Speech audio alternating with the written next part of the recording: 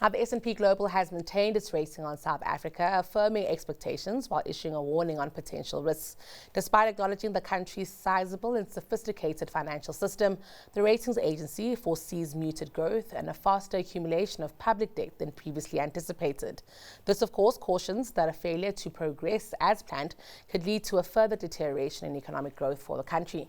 Business Day's Hilary Joffe joins us now to unpack the S&P's report in greater detail. Hilary, always a pleasure and a good afternoon to you. Thank you. Yes. All right, I think it is good news to at least maintain what we have now. It is, especially because earlier this year, I think everyone's forgotten, they effectively downgraded us. They changed the outlook, which they had put on positive early last year because of the commodities boom.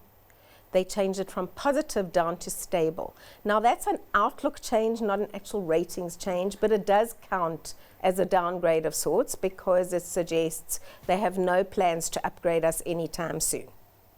But staying on stable could do worse. And of course, I'm keen to get how that contrasts to what Moody's and Fitch might be thinking about us at this point.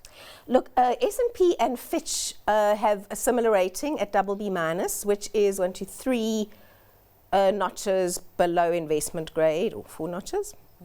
Moody's is in fact 1 notch above that. S&P had historically always been the quickest to move us down, the most pessimistic, if you like. So they were the first to junk us way back in 2017 on President Zuma's kind of shenanigans. And they've taken us steadily down. So last year when they took us onto positive outlook, that was kind of a big thing, and they were kind of alone in that, but no longer, yes. So we are all, as far as I recall, unstable with all 3 of them, but we are the 3 or 4 notches below investment grade and liable to stay there. One thing the economists told me that could keep us on BB-, which is not fabulous, but is better than the alternatives, if you like, is that below that you get to the Bs, the single Bs. Okay. And the countries in the single Bs are really quite far below us, quite a lot of worse in economic performance. And it may be providing us with a degree of underpin that we're sort of in that range, which is not great, but we're not bad enough yet to get down to the single Bs. So let's hold on to that if we can. Absolutely. I mean, I'm keen to get your thoughts on what they've flagged here. They've flagged growth. Aren't we all flagging growth, Hilary? Concerned about that. But public debt, they're definitely showing numbers that are way less conservative than what we have given as a part of our midterm budget policy statement. True. Actually, all the rating agencies are relatively not so bad. But on the other hand, we are so kind of immune to bad news that we consider 0.8, I think it is, with a 1.6% average forecast over the medium term to be okay. Now, the interesting thing about that is nobody's giving us credit for economic reforms, because if economic reforms really were going to take off and load shedding really was going to end and the logistics constraints really were going to be removed, we would be heading above 1.6% average. So what they're telling us is in fact not good news. What they're telling us is they are hugely skeptical about our aspirations to improve the growth rate. And they put it in kind of diplomatic language, execution has been slow, etc., but that's what they mean. I'm very surprised by that because what we do have in South Africa is a private sector that has decided, Hilary, that they're not going to sit back and wait, that they're going to actually get involved in some of these very key reforms. I think electricity and logistics being 2 of, I think, the 3. In my mind, that should give some sort of confidence about, what new thing we're doing to achieve our reforms. Look, I think people are starting to flag that as what they call an upside risk. It is possible that, especially that private sector intervention, and, if it's by the government and commitments to start moving on private concessions and so on, and on fixing the logistics and the energy crises, that could, in fact, boost the growth rate. But rating agencies have to be very hard-headed about it, because look at what they're rating. All they're really interested in is our ability to repay our debt over the life of the debt. And we have debt that goes out to 30 years. And that is why they look so closely at our growth, and that's why they look so closely at our politics, because they are looking at what is the country's outlook and how will it influence the country's ability to pay back its bondholders over 5 years, 10 years, 20 years, 30 years.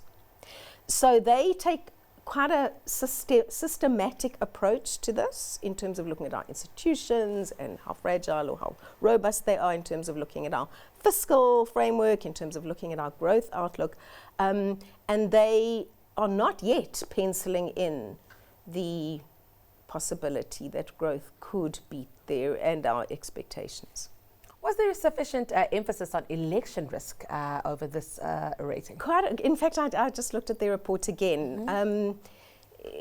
Fitch and Moody's have actually put out brief notes since the medium-term budget, but not full reports or any ratings actions, and even affirming a rating is an action.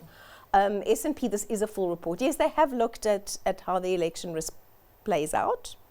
Their sort of base case, if you like, is broadly policy continuity, if you like, but they do spell out the options in terms of the ANC losing its majority. If it loses it just like by a little bit, then coalition with smaller parties. If it loses it by a lot, coalition with a larger party like the EFF or the DA, and the possibility of quite unstable coalitions. And in the end, what they're really looking at is, what does that mean for the fiscal?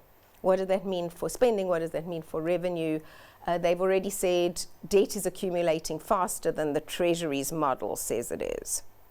Sure. And unless we sort of act to rein it in, it's not, or we act either to rein in spending or to really lift the growth rate, it's not looking good. Sure. And before I let you go, Hilary, we must talk about our deep financial systems, because they always seem like the silver lining in the clouds. Let's talk about that one. Actually, another interesting thing about the report is that they've intervened in a debate that's actually going on among economists and in the financial community at the moment, is that as government's borrowing requirement balloons, because it's not only the amount of borrowing they have to do to finance the deficit, but also the redemptions of existing debt are really jumping in the next few years, from quite a moderate amount to really big numbers the next few years. So there's a lot of borrowing and refinancing that has to happen. And some people are questioning, as I think I've said before, our financial markets are deep, but they are not bottomless. And some people have been flagging the risk that maybe you're getting to kind of the limits of what the market can actually afford to fund in terms of government borrowing. It's certainly having a very dampening effect on the economy, because money that should go into investment and small businesses and all those good things is actually just going into government bonds. So what S&P has said, it's emphasized the sophisticated, deep, etc. financial markets, and it's said it thinks that the domestic financial market can in fact bear to fund the government debt that is coming down the line. But that's, the more debt kind of goes into the local market, the less room there is for investment and growth. Sure. Looks like a tough one that we still have to work through. Hilary, always a pleasure speaking to you. Thank you for coming into the studio. That was Editor-at-Large for Business Day, Hilary Joffe.